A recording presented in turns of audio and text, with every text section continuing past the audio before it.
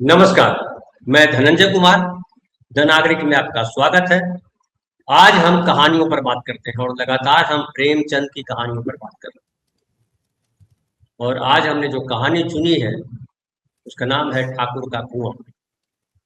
ठाकुर का कुआं प्रेमचंद की एक चर्चित कहानी है और उन्होंने ये कहानी 1932 ईस्वी में लिखी थी। और देखिए, ठाकुर का कुआं नाम से एक कविता भी बहुत चर्चित हुई, ओम प्रकाश वाल्मीकि जी की। वो कविता उन्होंने 1981 ईस्वी में लिखी थी। 1932 और 1981, कितना लंबा गैप है, लगभग जो है 49 साल का। लेकिन 49 साल में भी ऐसा लगा कि बहुत कुछ नहीं बदला है। ठाकुर का कुआं जो है वो पानी को लेकर के बात है, प्रेमचंद जी ने जो कहानी लिखी है उसमें। और हमारे साथ देखिए, हर सप्ताह की तरह आज भी प्रफुल्ल भाई हैं। प्रफुल्ल को लख्यान नमस्कार, आपका स्वागत है। प्रफुल्ल भाई, आप जानते हैं कि साहित्य मर्मज्ञ हैं, लेखक हैं और कहानियों पर जबरदस्त पकड़ है।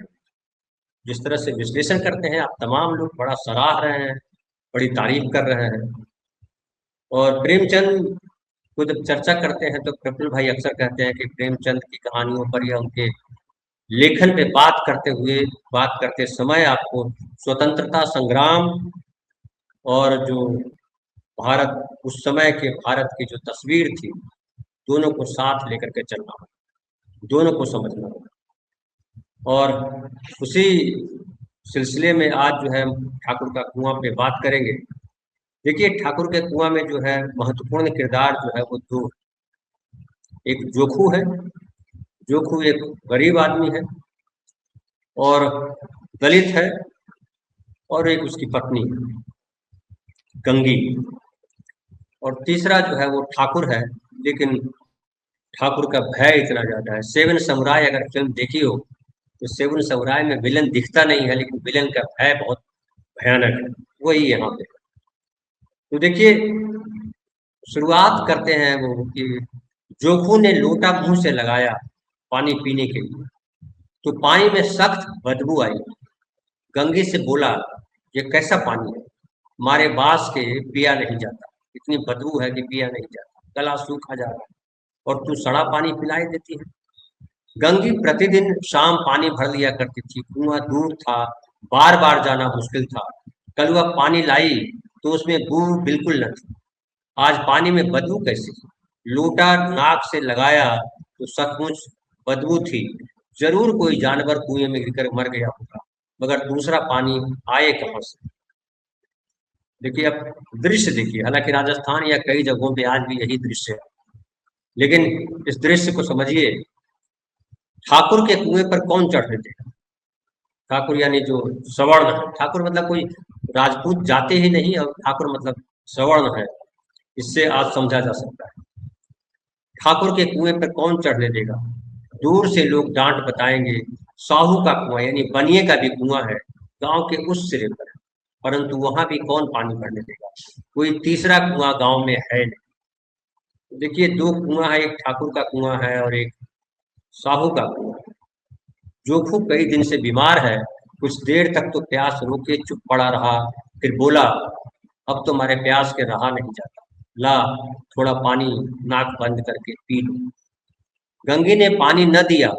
खराब पानी से बीमारी बढ़ जाएगी, इतना जानती थी, परंतु वह यह नहीं जानती थी कि पानी को उबाल देने से उसकी खराबी जाती रहती।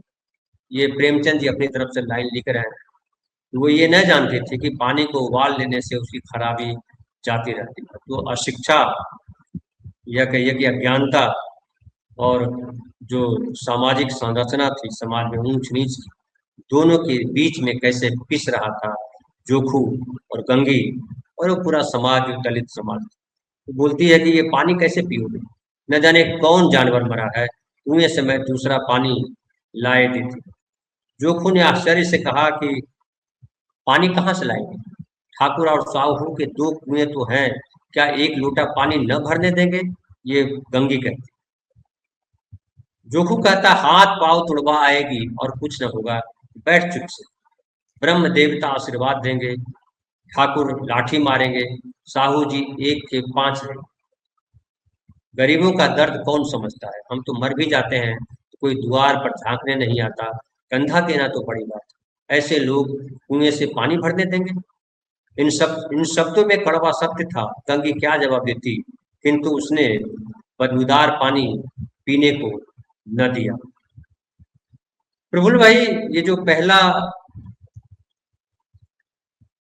पूरा जो दृश्य है, एक दृश्य ही कहिए कि एक दृश्य में पूरी बात है, और हालांकि इस दृश्य के भीतर कई सारे दृश्य हैं। और पानी को लेकर के जो खूब बीमार है, गंगी पानी लाने की सोचती है, जो खूब कहता है कहाँ जाएगी, पिट जाओ वगैरह वगैरह। गांव में उस समय 1932 की कहानी है, 20वीं सदी जिसको कहते हैं। दुनिया में बहुत बदलाव आ चुका था, लेकिन हिंदुस्तान में पानी के लिए जो स्थिति थी, आज भी बहुत कुछ नहीं बदला है। क्या कहेंगे आप इस कहानी को लेकर के? जी, सभी को नमस्कार। मैं समझता हूं कि हम लोग प्रेमचंद की कहानी पर चर्चा कर रहे हैं, तो हमें बहुत सहज रूप से गंभीर होकर के इस बातचीत को करने की जरूरत है। मैंने कहा सहज रूप से गंभीर, क्योंकि अगर हम सहजता खो देंगे तो प्रेमचंद हमारे हाथ से निकल जाएंगे, और बहुत गंभीर हो जाएंगे तो भी प्रेमचंद हाथ से निकल जाएंगे। तो सहज रूप से गंभीर होने की जरूरत है। आपने कहा कि पानी, ये इसके पहले जब ये कहानी उन्होंने लिखी, इसके मूल में एक घटना, और वो घटना है कि ये 1927 का प्रेमचंद की एक टिप्पणी है। 1927 में, 1932 में ही ये एक टिप्पणी है उनकी, प्रेमचंद की, जिसमें वो लिखते हैं छूत का भूत, और जागरण में टिप्पणी छपी थी और विविध प्रसंग में। उसमें घटना ये घटी थी कि एक महिला जो सवर्ण थी, एक कुएं में गिर गई, और उसको बचाने की तमाम कोशिश हो रही थी, लेकिन जो वहां पर लोग थे उनमें किसी में साहस नहीं था कि कुएं में उतर करके उसको बचा सके। कुछ दलित भी वहां पर थे, जिन्हें तब हरिजन समझ लीजिए कहा जाता था उनकी शब्दावली में, लेकिन दलित थे, जिसमें से कुछ लोगों ने प्रस्ताव दिया कि उतर करके उनको निकाल के बचा सकते हैं। लेकिन पूरा का पूरा समुदाय तैयार नहीं हुआ इस बात पर कि एक दलित कुआं में उतरे और पानी छूत हो जाए, तो फिर लोग पिएंगे क्या। और इसी उहापोह में वो महिला मर गई। उस महिला के मर जाने का किसी को उतना अफसोस नहीं हुआ जितना कि कुआं के पानी को छूत से बचा लेने का संतोष था। तो महिला के मर जाने से असंतोष नहीं, और पानी को छूत से बचा लेने का संतोष, इसके बीच में गांव झूलता रहा। उसके बाद प्रेमचंद ने ये कहानी लिखी, ठाकुर का कुआं। और इसी ठाकुर के कुआं की प्रेरणा से इन्होंने, ओम प्रकाश वाल्मीकि ने वो कविता लिखी, जिसका नाम भी इसलिए उन्होंने दिया ठाकुर का कुआं। अब सिलसिलेवार ढंग से आते हैं, उसके बाद ये कहानी लिखी गई। आपको याद होगा कि पानी और प्यास का भारतीय संस्कृति में एक खास महत्व है। मैं मूल कहानी पर आऊं, इसलिए उसके जो सांस्कृतिक परिधि है उसकी चर्चा करूं।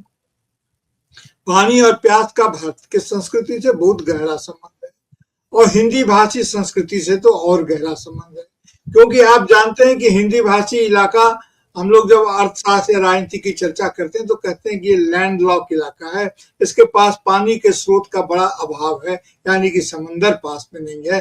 नदियां तो हैं, लेकिन नदियां बेकाबू हैं, नदियां काबू में नहीं रहती हैं, कभी बाढ़ आ जाए, कभी सुखाड़ आ जाए आदि, यानी कि मनुष्य के का नदियों के साथ सदा संग्राम होता रहता है।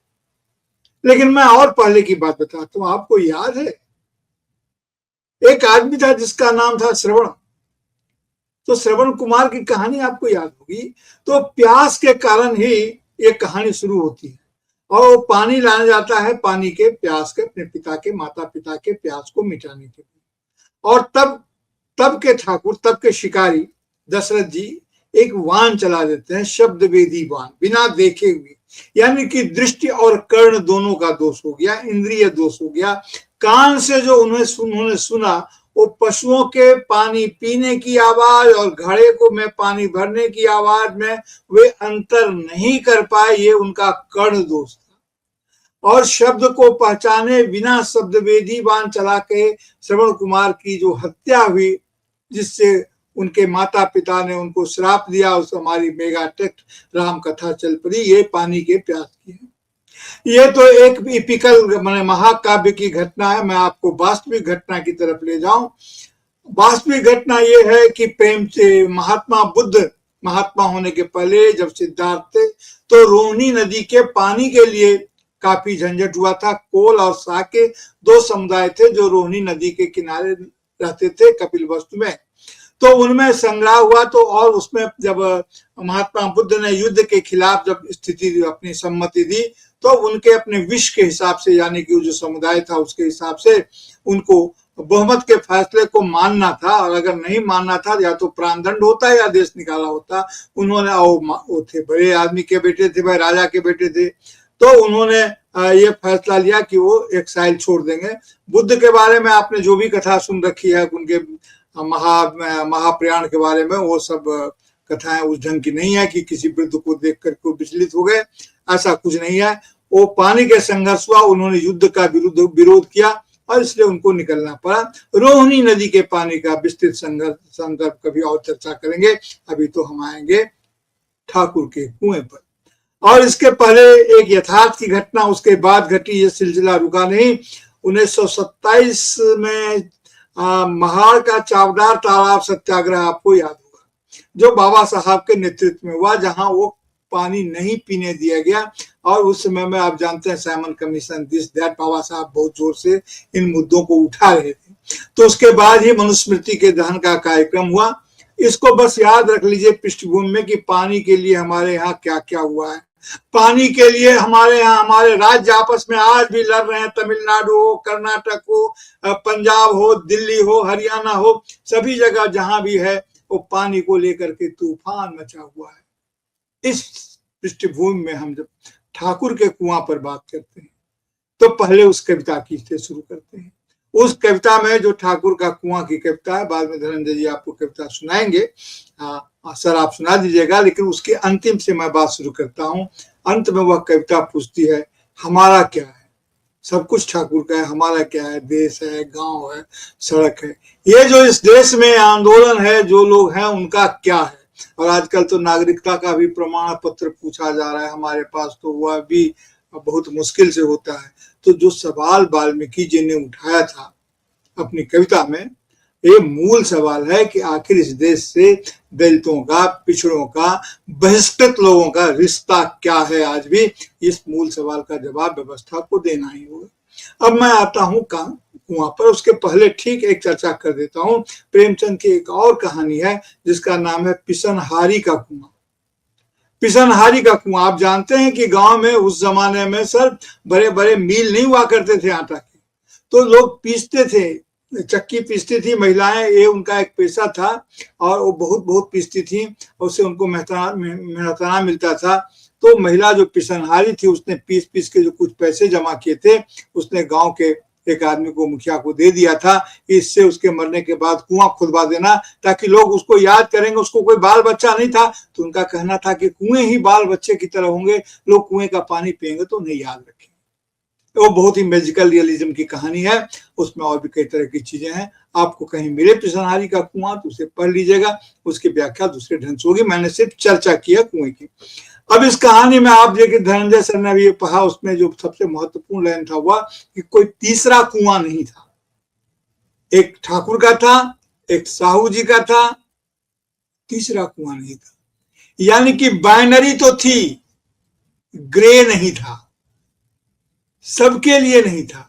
ये जो खूबसूरती है कि सब कुछ प्रारक्षित है। अगर समाज में या तो अच्छे लोग होंगे या बुरे लोग होंगे, तो बीच के लोग कहाँ जाएंगे? जो ना अच्छे होते हैं ना बुरे होते हैं, परिस्थितियां उन्हें अच्छा बुरा करती है, तो कोई तीसरा स्रोत नहीं था। ये जो कुछ लोग कहते हैं, व्याख्या होती है धनंजय सर, राम को पुरुषोत्तम कहते हैं, तो कुछ लोग कहते हैं कि राम उत्तम पुरुष थे, मतलब पुरुषों में उत्तम थे। ये व्याख्या नहीं है। इंदिरा गांधी, जब हम इंदिरा गांधी की बात करें, सिर्फ उदाहरण के लिए, इंदिरा गांधी लौह महिला थी, तो इंदिरा गांधी कौन पुरुष थी? पुरुष थी या नहीं थी? अंग्रेजी में बोलते हैं थर्ड पर्सन। अंग्रेजी में बोलते हैं जो बोलता हुआ फर्स्ट, जो सुनता हुआ वो सेकंड, और जिसके बारे में कहा जाता है वो होता है थर्ड पर्सन। थर्ड पर्सन यानी कि अनुपस्थिति में अगर किसी की बात किसी को कही जाए तो थर्ड पर्सन। तो राम पुरुषोत्तम इसलिए थे कि उत्तम पुरुष में थे, हर दो आदमी के बीच में राम एक अनिर्णित, अघोषित, अदृश्य पात्र हुआ करते थे। राम हो या न हो, राम होते थे। तो इसीलिए वे सबकी चर्चा केंद्र में थे। इस अर्थ में वो पुरुषोत्तम थे, वरना उन्होंने तो भी कई मर्यादाएं तोड़ी थी। कभी राम कथा पर चर्चा होगी तो वहां जाएंगे। बहरहाल अब ये आप देखिए कि जो कोई तीसरा कुआं नहीं था, यानी कि उत्तम व्यवस्था होती है जो सबको अपने में इंक्लूसिव हो, और ये जो दोनों कुआं था वो इंक्लूसिव नहीं है। वो जो जल का स्रोत है एक्सक्लूसिव है, रिजर्व है, किन्हीं खास लोगों के लिए। कहानी को बहुत खूबसूरती से बुना गया है। तो इस कहानी की शुरुआत ऐसे होती है कि वो बीमार है, जैसा कि सर बताए हैं, यानी कि पूरी की पूरी व्यवस्था जो है वह कुपोषित स्थिति में है।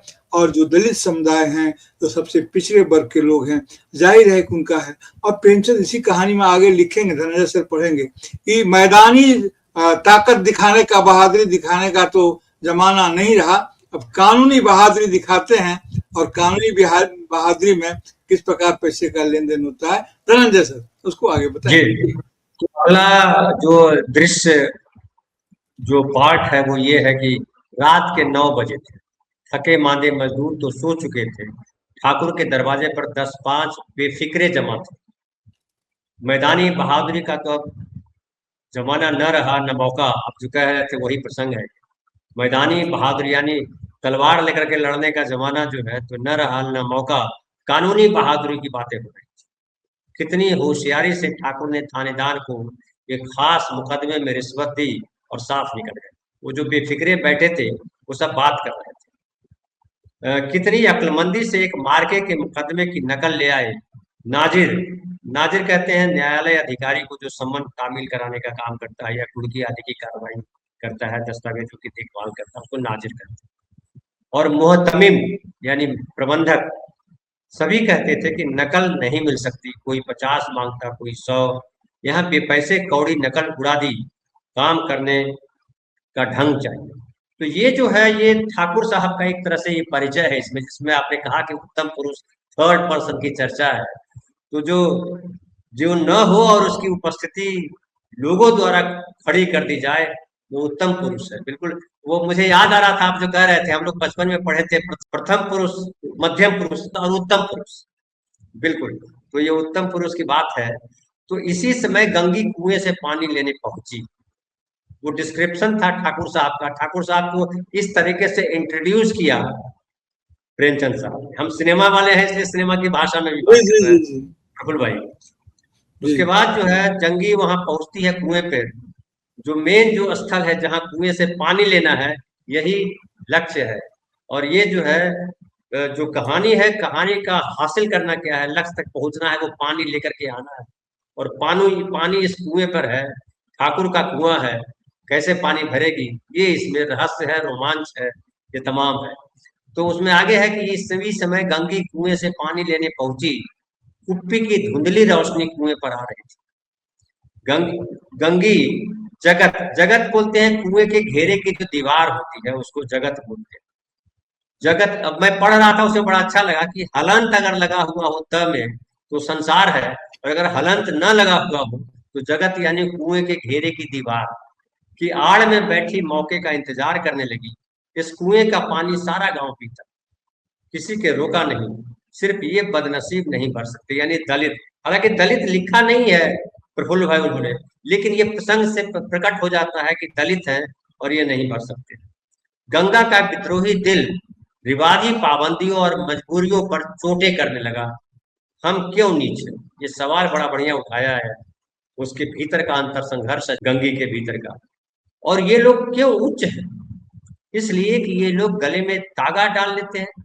वो यानी मुझे लगता है जनेऊ की बात कर रहे हैं ना, जनेऊ की बात। यहाँ तो जितने हैं एक से एक छठे हैं। चोरी ये करे, जाल फरेब ये करे, झूठे मुकदमे ये करे। अभी इस ठाकुर ने तो उस दिन बेचारे गडेरिये की भेड़ चुरा ली थी और बाद में मारकर खा गया। इन्हीं पंडित के घर में तो 12 मास जुआ होता है। यही साहू जी तो घी में तेल मिलाकर बेचते हैं, काम करा लेते हैं, मजदूरी देते नानी मरती है। किस किस बात में हमसे ऊंचे? हम गली गली चिल्लाते नहीं कि हम ऊंचे हैं, हम ऊंचे हैं। कभी गांव में आ जाती हूँ तो रस भरी आंख से देखने लगते। मतलब जो महिला को जिस तरह से देखते हैं, निचले गरीब परिवार की महिलाओं को या दलित परिवार की महिलाओं को, उसका जिक्र है। तो रस भरी आंख से देखने, उनको छूना गवारा नहीं है, लेकिन उस स्त्री की देह जो है उसके लिए बड़ा सपनीली हो जाता है। जैसे सबकी छाती पर सांप लोटने लगता है, परंतु घमंड यह है कि हम ऊंचे हैं। ये बड़ा बढ़िया पूरा का पूरा जो है गंगे के माध्यम से उस समाज का जो सोच है, और जो दूसरा समाज है जो सवर्ण समाज है, जो उच्च तबका कहलाता है, उन दोनों का चरित्र चित्रण एक तरह से कर दिया। जी जी देखिए कि गांव के बारे में जब ये सब लिखी जाती है, मैंने खासकर ऐतराज उठाया था। यू आर अनंत मूर्ति की एक कहानी है, एक उपन्यास है उनका, इसका नाम है संस्कार। संस्कार को कोर्स में लाए जाने की बात थी, तो उस पर मीटिंग हुई थी, तो मैंने कहा था कि ऐसा क्यों होता है कि जब जो दलित समाज के लोग की कहानियां लिखी जाती है तो उसकी महिलाएं बहुत स्वस्थ, सुंदर और सुपोषित होती हैं, आकर्षक होती हैं, और पुरुष उनके होते हैं जिनका हाड़ मांस कुछ रहता ही नहीं, जो ऐसा लगता है कि बड़े दीनहीन और बड़े गिजगिजे से हैं, लिजलिजे से हैं। लेकिन महिलाओं का चरित्र इस तरह से जो आप गढ़ते हैं तो उसमें क्या होता है। हालांकि यहाँ पर प्रेमचंद ने सिर्फ इशारा पर किया है, और वो इशारा बताया है कि किस प्रकार यहाँ के पुरुष की दृष्टि रात में अलग होती है, दिन में अलग होती है। यानी कि दृष्टियों का जो संबंध है प्रकाश से और अंधकार से और व्यवस्था से, वो कह करके निकल गए हैं, क्योंकि कहानी है, उन्होंने इशारा कर दिया, पकड़ लिया। मूल बात यह है कि देखिए कहती क्या है, वो कहती है कि ब्राह्मण आशीर्वाद देंगे। आशीर्वाद एक भौतिक चीज नहीं है, आशीर्वाद शुभकामना। और ठाकुर लाठी देंगे, लाठी से मारेंगे। और दूसरा क्या है, दूसरे ये साहू जो है मोड़ लगाएगा, 1 का 5 लेंगे। यानी कि कहीं से इसको कोई स्रोत ही नहीं है। ये जो तीनों में ऐसी मिली भगत है, उस मिली भगत की तरफ इशारा करते हैं। और उसमें और एक बात लिखी गई है, और वो बात है कि मजूरी न दें। मजूरी का सवाल प्रेमचंद ने तब उठाया था जब कायदे से भारत में मजदूर वर्ग पैदा ही नहीं हुआ था। मैं जब ये कह रहा हूं तो क्या कह रहा हूं, आप कहेंगे क्या कह रहे हैं आप। मजदूर वर्ग वास्तव में औद्योगिक क्रांति के बाद पैदा हुआ है। बाकी सब जो थे वो उत्पादन के साथी थे, समाज के सहयोगी थे, मजदूर उस ढंग से नहीं थे। आप ट्रेड यूनियन के इतिहास में जाएं, आप औद्योगिकरण की प्रक्रिया को पढ़ें, कार्ल मार्क्स को पढ़ें, आपको पता चल जाएगा कि मजदूर सुपरिभाषित है वो बाद में। लेकिन मजूरी और बेगारी, चाहे सदगति हो, चाहे ठाकुर का कुआं हो, या कहीं भी हो, मजूरी का सवाल, यानी कि दैहिक श्रम के बदले में जो पैसा मिलता है, उसका सवाल सभी जगह। और इसमें एक बात और वो कहती है, रिवाजी बात वो कहती हैं। आप उस पंक्ति को पढ़ सकते हैं जहां पर उन्होंने रिवाजी शब्द की चर्चा की है, ठीक उसी में जहां वो गंगी बताती है कि मजूरी की चर्चा करती है कि ये हम दे और किस बात में हमसे ऊंचे हैं। तो किस बात में हमसे ऊंचे हैं, क्योंकि ये संगठित हैं और धर्म का सहारा लेते हैं और ये हमारा शोषण करते हैं। तो रिवाजी यानी कि जो परंपराएं जन्म से बन गई हैं, जो समाज में बना दी गई हैं, उसके निभाव में हमको नीचा समझा जा रहा है। यानी कि वहां से, और प्रेमचंद वहां कहते हैं कि विद्रोह और डर, विद्रोह भी और डर भी, उसका मन विद्रोह करता है और डरता भी है। कुएं पर जब पहली बार वो जगत जिसकी चर्चा आप कर रहे थे, जब उस पर वो चढ़ती है तो उसको लगता है कि ये बहुत बड़ी विजय है। एक हिमालय पर चढ़ने से जितना संतोष होता है, उससे ज्यादा वो जगत पर चढ़ गई। यानी जगत पर चढ़ गई पानी के घेराव के लिए जो वर्चस्वशाली लोगों ने जो दीवारें बनाई थी, उस दीवार के तोड़ने की स्थिति तक वो पहुंच गई, उस पर पहुंच गई। आपने जो हलंत की बात कही, वो बात व्याकरण के ढंग से ठीक ही है, लेकिन मामला ये है कि हिंदी और संस्कृत में ये अंतर है कि हिंदी में लिखते हैं हम राम, लिखते हैं हम राम, यानी कि उसमें, लेकिन हम बोलते हैं राम, क्योंकि हलंत देने से आधा होता है। लेकिन जब भारतीय जनता पार्टी के लोग बोलेंगे तो पूरा बोलते हैं, दक्षिण के लोग पूरा बोलते हैं राम, राम नहीं बोलते। हम जब राम बोलते हैं तो उसमें हलंत लगा हुआ है। तो हमने हिंदी से और संस्कृत से ये द्वंद्व है हमारा कि कि हमने उसको ले लिया, आज दोनों को जग बिना हलंत के ही हम लिखते हैं। हलंत का इस्तेमाल हम सिर्फ संयुक्त करने के लिए करते हैं। तो बहरहाल ये मामला ऐसा है कि प्रेमचंद ने इस कहानी के माध्यम से जो कहा वो ये कहा कि गरीबी के कारण एक तो रिवाजी है, कस्टमरीज जो कस्टम है, जो पारंपरिक चीजें हैं उसके निभाने के लिए है।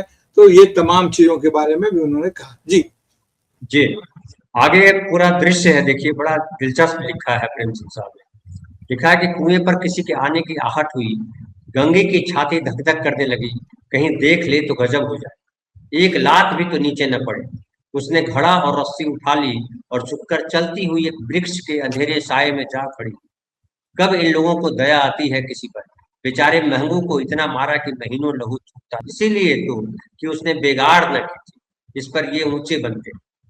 कुएं पर स्त्रियां पानी भरने आई थी, इनमें बात हो रही थी, खाना खाने चले और हुक्म हुआ कि ताजा पानी भर लाओ।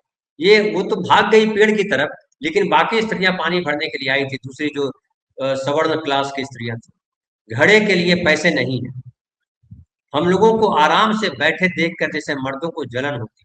हाँ, यह तो न हुआ कि कलसिया उठाकर भर लाते हैं, बस एक हुक्म चला कि ताजा पानी लाओ, जैसे हम लौंडिया ही तो हैं। लौंडिया नहीं तो और क्या हो तुम, रोटी कपड़ा नहीं पाती। स्त्री का यहाँ दृश्य इन्होंने दिया है प्रफुल्ल भाई। जी तुम रोटी कपड़ा नहीं पाती, 10-5 रुपए भी छीन झपट कर ले लेती हो, और लौंडिया कैसी होती। मत लजाओ दीदी, छीन भर आराम करने को जी तरस जाता। इतना काम किसी दूसरे के घर का कर देती तो इसमें कहीं आराम से रहती, ऊपर से यह एहसान मानता। यहाँ काम करते करते मर जाओ, पर किसी का मुंह ही सीधा नहीं। दोनों पानी भरकर चली गई तो गंगी वृक्ष की छाया से निकली और कुएं के जगत के पास आई। जी, तो वो दो स्त्रियों का भी जिक्र जो लाया है, उसमें इस दलित के साथ साथ स्त्री का भी वर्णन किया है कि स्त्री भी जो है वो बेगार की तरह काम कर रही है। स्त्री को भी पुरुष, तो पुरुष और स्त्री का जो फर्क है वो भी प्रकट किया है प्रेमचंद ने यहाँ पे। जी जी अब देखिए, अभी इसके प्रेमचंद की ही एक कहानी है जिसका शीर्षक है घास वाली। उस घास वाली कहानी को जब आप पढ़ेंगे देखेंगे तो महिलाएं जो घर में बैठी हुई श्रृंगार कर रही है, देखती हैं कि घास लाने के लिए जो महिलाएं बाहर गई है वो हंसती खिलखिलाती जा रही हैं, जबकि इनको घर से बाहर पैर रखने की छूट नहीं है। तो उसको इस प्रकार से उसकी ईर्ष्या होती है। बहरहाल आपके पटना शहर के एक कवि हैं, नाम है मदन कश्यप। उनकी एक कविता है जिसमें उन्होंने लिखा है कि जितना बड़ा होता है घर उतना ही छोटा होता है स्त्री का कोना। तो जितने संपत्तिशाली, जितनी बड़ी संपत्ति होती है लोगों की, स्त्रियों को वहां पर उतनी ही पाबंदी और उतनी ही देखरेख में रहना पड़ता है। तो ये जो कहती हैं, इसमें जो श्रम का विभाजन है, बाद में के दिनों में मेरा एक लेख था जल बिच मीन पियासी, जो स्त्री जीवन पर ही है, तो उसमें भी मैंने लिखा था कि ये जो स्त्री का सवाल, और कई लोगों ने लिखा है, उसमें कोई मैंने मेरी चर्चा अनावश्यक है, उसमें कई लोगों ने कई बार लिखा है इसको कि स्त्री श्रम को जो डोमेस्टिक लेबर है जो देती है उसकी गिनती क्यों नहीं होती है, उनको एक सुनिश्चित आय दिया जाए। उनकी कभी छुट्टी नहीं होती है, उनका कभी रिटायरमेंट नहीं होता है, जब तक वो खटती रहती हैं और वो इस तरह से रहती हैं, आय निर्धारण नहीं होता है। तो ये प्रतिपूरक श्रम जो है उसका कोई मतलब नहीं होता, उसको कोई गिनता नहीं है, सिर्फ उसी को गिना जाता है जो बाहर जाकर के कमा कर रहा है। मैं प्रसंग बस चर्चा कर देता हूं अन्य चीजों की भी, जिसके लिए लोगों को उधर भी ध्यान जाए। यही सवाल इसमें दिव्या नाम के उपन्यास में यशपाल की दिव्या उठाती है कि मैं स्वतंत्र रह लूंगी, लेकिन दासी स्वतंत्र रह कर लगी, गृहस्थ बना करके घर बसा करके हम क्या करेंगे। यानी कि स्वतंत्रता और समानता उस समय की पूंजी थी। और प्रेमचंद यहाँ पर कहते हैं, लौंडिया कहते हैं उसको, कि दासी, कि इनको दासी बना के रखा गया है। लेकिन उसी महिला संबर का एक स्वर यह भी है कि हमको ये सब तो मिलता ही है और हम 10-5 तो छीन भी लेते हैं, झपट भी लेते हैं। यानी कि उनको संतोष का रास्ता वहां पर सुझा दिया जाता है ताकि घर में विद्रोह की स्थिति न हो। यह भी प्रेमचंद साथ में देखते हैं। तो नारीवाद का एक संकेत तो है। आप जानते हैं कि प्रेमचंद खुद उनकी जो दूसरी शादी थी शिवरानी देवी से, पहली तो नहीं रही, तो शिवरानी देवी से जो शादी थी उस प्रसंग में प्रेमचंद ने स्त्री के मामले को लेकर के कितना कुछ कहा है, तो एक अलग प्रसंग है। और जुलूस कहानी पढ़िएगा तो वास्तविक घटना पर है कि उनकी पत्नी जा रही थी जुलूस में, ये नहीं जा सके। तो इन्होंने कहा मैं अपना काम कर रहा हूं, तुम अपना काम करो। तो वो प्रेमचंद के का यह अलग दृष्टिकोण है। हालांकि बहुत तरह से बहुत लोग इस पर बात करते हैं स्त्री के संदर्भ में, तो हम बाद में कभी उस पर बात करेंगे लेकिन जरूरत हुई तो। लेकिन ये कि ये कहानी देखिए कि वो किस प्रकार श्रम को ये करते हैं, और जो दलित समाज से जो महिला आ रही है यानी कि गंगी, वह अधिक उद्यमशील है।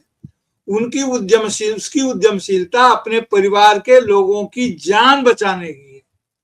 और ये जो संपर्क जो है, जो समूह में आई है रात के अंधेरे में, जिनको पतियों ने पुरुषों ने भेजा है, ये आती हैं उनकी प्यास तो जाहिर है कि जरूर है उसमें, लेकिन उनकी प्यास और उनकी अय्यास दोनों ही मनोवृत्तियों को संतुष्ट करने के लिए आई है। और इसलिए वो कहते हैं कि लजाओ नहीं, यानी कि हमको लाज में मत डालो, तुम भी वही करती हो जो मैं करती हूँ। तो ये बड़ा रंग का प्रसंग है। जी आगे है कि दोनों पानी भरकर चली गई। अब ये असली दृश्य शुरू होता है, रोमांच वाला। दोनों पानी भरकर चली गई तो गंगी वृक्ष की छाया से निकली और कुएं की जगत के पास आई। बेफिक्रे चले गए थे। ठाकुर भी दरवाजा बंद कर अंदर आंगन में सोने जा रहे थे। गंगी ने क्षणिक सुख की सांस ली। किसी तरह मैदान तो साफ हुआ। अमृत चुरा लाने के लिए जो राजकुमार किसी जमाने में गया था, वह भी शायद इतनी सावधानी के साथ और समझ बूझकर न गया। गंगी दबे पांव कुएं की जगत पर चढ़ी। विजय का ऐसा अनुभव उसे पहले कभी नहीं हुआ। उसने रस्सी का फंदा घड़े में डाला, दाएं बाएं चौकन्नी दृष्टि से देखा, जैसे कोई सिपाही रात को शत्रु के किले में सुराख कर रहा। अगर इस समय वो पकड़ ली गई तो फिर उसके लिए माफी या रियायत की रत्ती भर उम्मीद नहीं। अंत में देवताओं को याद करके उसने कलेजा मजबूत किया और घड़ा कुएं में डाल दिया। जो देवता ने जिस देवता ने उसके लिए कुछ नहीं किया, उस देवता को याद करती है। ये बड़ा महत्वपूर्ण है। घड़े ने पानी में गोता लगाया, बहुत ही आहिस्ता, जरा सी आवाज न हुई। गंगी ने 2-4 हाथ जल्दी जल्दी मारे। घड़ा कुएं के मुंह तक आ पहुंचा। कोई बड़ा शहजोर पहलवान भी इतनी तेजी से न खींच सकता था। गंगी झुकी तो घड़े को पकड़कर जगत पर रखे कि एकाएक ठाकुर साहब का दरवाजा खुला। शेर का मुंह इससे अधिक भयानक न होगा। क्या मतलब उपमा दी है कि शेर का मुंह भी इतना भयानक न होगा जितना उसका दरवाजा खुलना उसको महसूस हुआ। गंगी के हाथ से रस्सी छूट गई। रस्सी के साथ घड़ा धड़ाम से पानी में गिरा और कई क्षण तक पानी में हिलकोरे की आवाजें सुनाई देती रही। ठाकुर ने कहा, कौन है, कौन है? पुकारते हुए कुएं की तरफ आ रहे थे और गंगी जगत से कूद कर भागी जा रही थी। घर पहुंचकर देखा कि जोखू लोटा खुद से लगाए वही मैला गंदा पानी पी रहा है। कहानी यहाँ पे समाप्त हो जाती है। जी प्रफुल्ल भाई। जी, इसमें जो प्रसंग है आप देखें, मैंने पहले श्रवण कुमार की चर्चा की है। दर्शकों को लगा होगा कि मैंने यूं ही चर्चा की है, लेकिन मैं आपसे ये पूछता हूँ कि जो अमृत चुरा लाने के लिए जो राजकुमार गया था, वह राजकुमार कौन था? जी, वह राजकुमार श्रवण कुमार था। क्यों कि बाकी लोग जो अमृत थे वो तो सागर मंथन से निकला था, तो वहीं पर चुराने की बात नहीं, युद्ध वहीं हो रहा था। तो ये जो सांस्कृतिक कथा है, एक लाइन में प्रेमचंद ने लिखा कि अमृत चुरा लाने के लिए जो राजकुमार किसी जमाने में गया था, आज गंगी उसी तरह से जा रही है, दबे पांव कुएं जगत की पे चढ़ी। और जैसा कि मैंने पहले कहा, विजय का ऐसा अनुभव से पहले कभी नहीं हुआ था। यह कौन सी विजय थी और यह कैसा अनुभव था, ये समझने की बुझने की चीज है। और आप जानते हैं कि वहां पर हो गए। उसके आगे भी जो प्रेमचंद लिखते हैं उसमें, और जो कहानी का वर्णन है वो इसी प्रकार से है कि इसकी चर्चा अभी आपने की कि जगत पर रखा और पानी जो अब आपने लिखा ना कि झुकी कि घड़े को पकड़ कर जगत पर रखे और ठाकुर साहब का दरवाजा खुल गया। तो जो जल्दी जल्दी हाथ पैर मार रही थी, वो घड़े की भी आवाज, जो पानी भरने की आवाज जो थी, वो उसी तरह की आवाज थी। जरा कल्पना कीजिए, मिलाइए कि किस प्रकार ये श्रवण कुमार ने जो डाला होगा पानी निकालने के लिए, उसकी जैसी आवाज रही होगी। वैसी ही आवाज यहाँ पर गंगी को सुनाई दी और गंगी भाग चली। लेकिन श्रवण कुमार जो वहां उससे विद्ध हो गया था। कहानी अलग अलग ढंग की है, लेकिन मूल कथा यही है कि किस प्रकार वर्चस्वशाली लोगों का जब मुंह खुलता है तो वह शेर के मुंह से अधिक भयानक होता है, अधिक खूंखार होता है। खूंखार कहते हैं, आप तो सिन्ने वगैरह लोग हैं, आप जानते हैं खून को खा ले जाने वाले, खून को पिया जाता है, लेकिन बंगाल में हम लोग पानी को भी खाते हैं, लेकिन खूंखार खून को खाने की बात इसलिए कहते हैं कि इसको जीभ से चाटा जाता है उसको खाना कहते हैं, और जिसको सूखा जाता है उसको हम लोग पीना कहते हैं। तो खूंखार शेर जो होता है वो खून को चाटता है, सुरुकता नहीं है, चाय की तरह। हम लोग खाने और सुरुकने में अंतर समझते हैं। तो उर्दू भाषा बड़ी इतना खूबसूरत है, प्रेमचंद उर्दू से आए थे। हमें हिंदी वालों को उर्दू का थोड़ा सा यहाँ पर शुक्रिया अदा करना चाहिए कि उसने हमें प्रेमचंद जैसा कथाकार हमको दिया, इसलिए भी हम उर्दू के शुक्रगुजार हम हैं।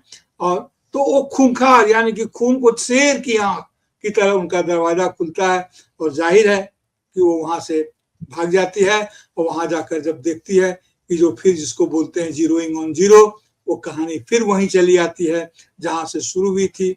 यानी कि जोखू उसी पानी को पी रहा होता है जिस पानी को पीने से बचाने के लिए गंगी इतना ये करती है। यहाँ एक बात और ध्यान दिलाऊंगा आपको कि गंगा का स्त्रीलिंग रूप है गंगी। क्या गंगा भी स्त्रीलिंग रूप ही है?